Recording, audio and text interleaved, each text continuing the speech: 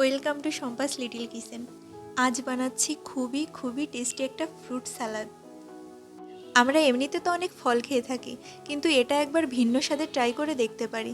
আশা করি সবার খুব ভালো লাগবে।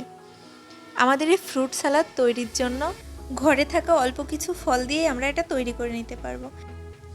এর জন্য একটা বড় পাত্রে একটা আপেল ছোট ছোট করে কেটে নিয়েছি, অল্প কিছু আঙুর মাঝখান থেকে কেটে নিয়েছি, একটা মালটা ছোট ছোট পিস করে নিতে হবে।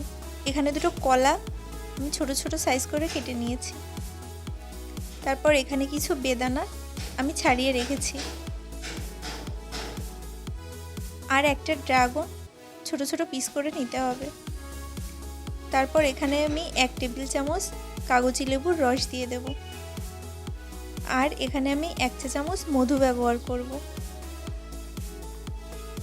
আর সামান্য একটু পরিমাণে আমি এখানে গোলমরিচ গুঁড়ো দিয়ে দেব। গোলমরিচের জন্য ফ্রুট সালাদে একটা ভালো টেস্ট আসবে। আর এখানে আমি সামান্য পরিমাণ একটু বিট লবণ ব্যবহার করেছি।